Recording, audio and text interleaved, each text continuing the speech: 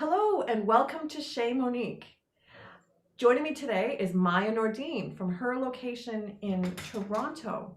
Now, Maya is going to be joining us on Saturday night to recite some of her poems. And of course, I've known Maya since forever. Maya was born on Salt Spring Island in 1998, and she studied at Gulf Island Secondary School and graduated in 2016. And I remember Maya on Tuesdays, because of course I lived there with Eric in those days, and there was a new play every Tuesday. There's a new play every Tuesday, Maya. Where Oh are yeah, do well, you still have those plays somewhere? I don't know. They must be on home videos somewhere. I've yet to find a video of them, which might be for the best, but I've seen lots of photos.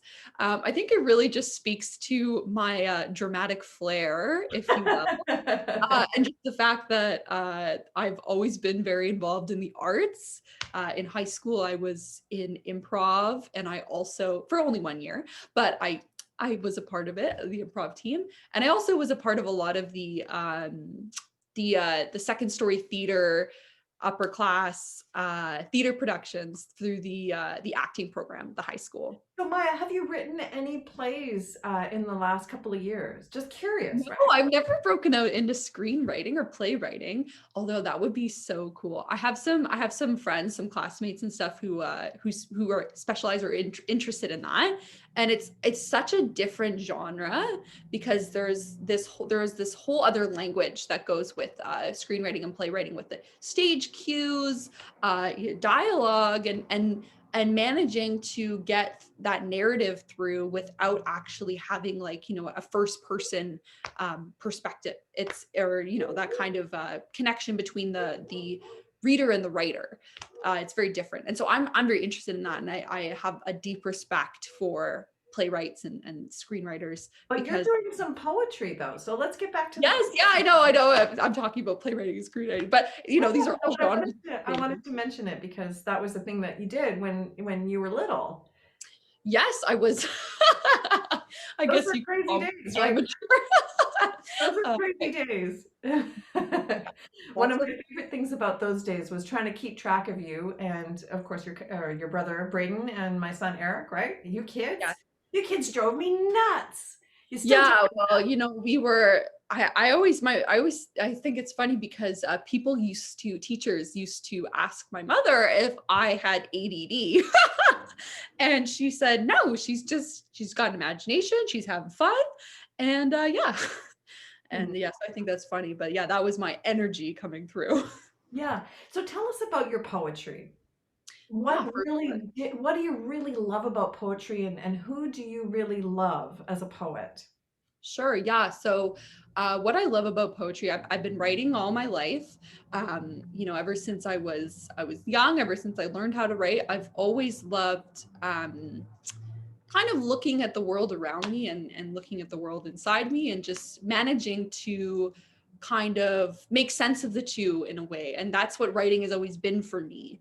It's not just about myself, and it's not just about external things going on. It's kind of about both of them together. So that's what I've always really loved about poetry.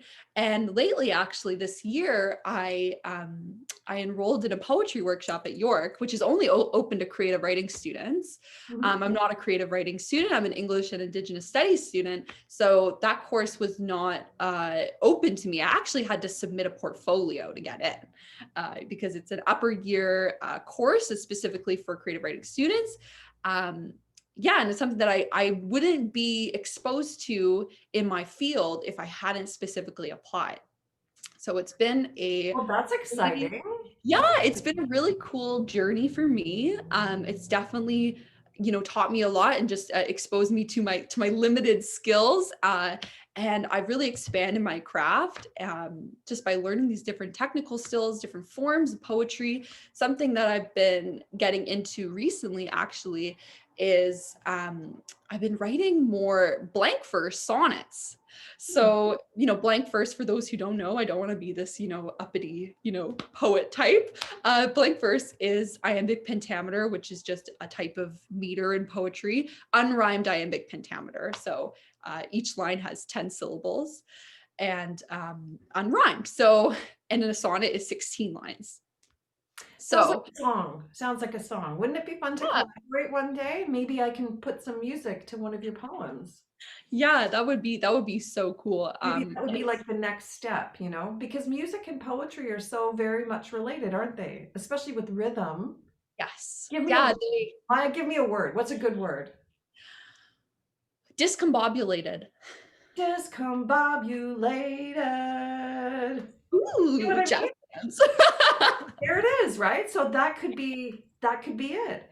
And going through a poem and trying to figure out what the notes should be would be really interesting. So maybe one of these days Maya will collaborate with me and I'll try to write some notes to her words.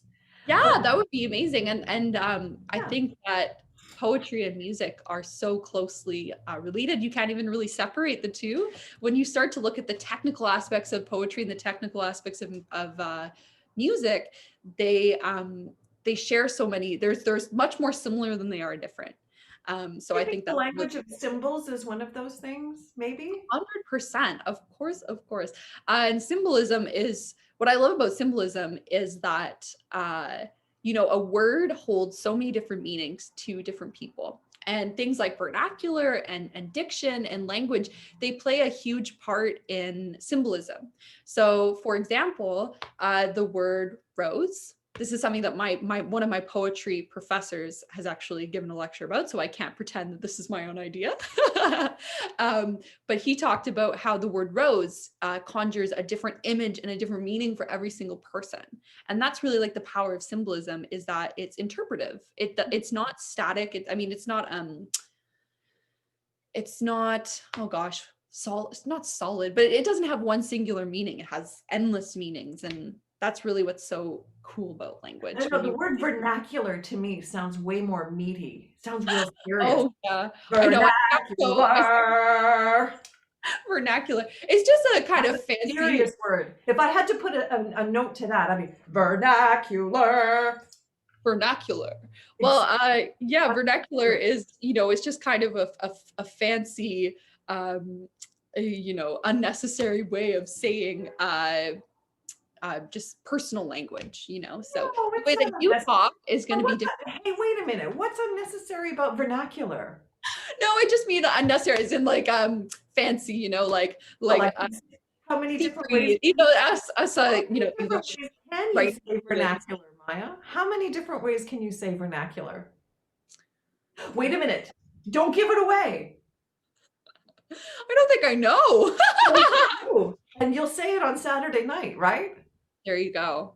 There. No, but I But who's think it's your favorite? Who's one of your favorite poets? I want, because we talked about the canon a little bit, and so there's people out there that maybe should be heard and should be known about that we don't get to study that often because they're just not included. They're left out. Hmm.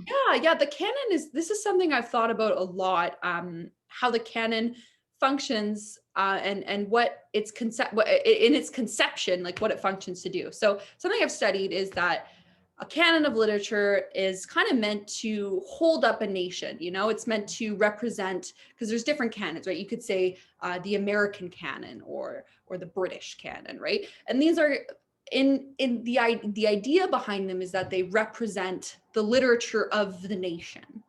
And a lot of time, more oftentimes than not, I think that those bodies of literature don't really represent Hold the up, nation. hold up. What about the canon of it, the English language? I mean, really, isn't that what we're talking about? English Yes, language, that. totally, totally. But there's within that broad scope, there's like all these different, like there's all these subcategories, right? So there is definitely the broader canon, but that in itself, I feel, um, doesn't really represent the English language, because talking about vernacular, there's all these different vernaculars of the Hang English on, language. hang on. Maya, do you feel well represented by the canon? You personally? I don't know. I think I haven't really thought about it a lot. Um, as a person of privilege, I mean, I see myself represented in some ways, but not, I guess, in some of the older stuff, like, Beowulf. I mean, it's hard to relate to that kind of stuff, being a contemporary poet. But I think it's important. I'm glad that I studied it because it's cool to see what the conception of, the first beginnings of the English language was. But I think about it more in a kind of broader sense than a more personal one. I see myself more reflected in I guess kind of just the internet than I do in that kind of stuff. And I guess that's a very modern, contemporary Gen Z way Okay, well, hey, wait a minute. So give us names. What poets do you really like?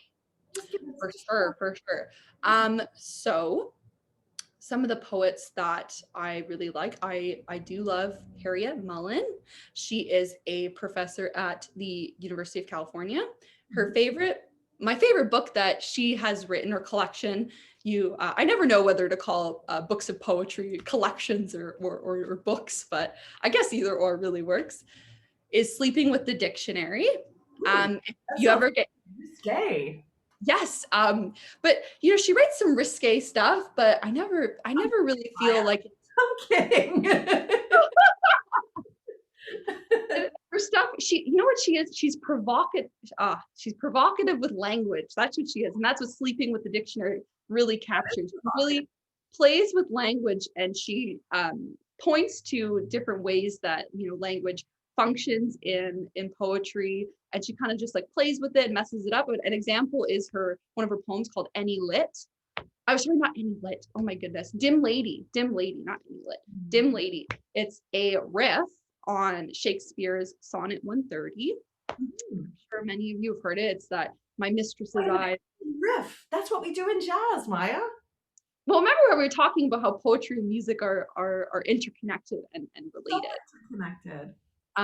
Yeah, so it's a riff on that, and it's so satisfying. It's just absolutely amazing, playing with these old functions of language and these meanings that are very specific to another time. They still relate to us now, but they're the language is very dated because it's language of its time. So bringing it to her own personal vernacular and bringing it into this Sarah is really cool. I love that poem. So you can even just search it up online on Poetry Foundation. Will. Lady. Harriet It's Mullen, people. Everybody stuff. check her out. Now, Maya's going to be joining us on Saturday night at Chez Monique, and it's going to be 9 p.m. Pacific time, but it'll be really late over by you. But you're up late, right? Oh yeah, I mean, I'm a student. These past couple weeks, I've just been finishing up with exams, and my average bedtime, unfortunately, is 2 a.m. Me too. Anyway, we really look forward to hearing your poems on Saturday night, and thank you so much for joining us today, Maya. Thank you for having me. Okay, bye for now.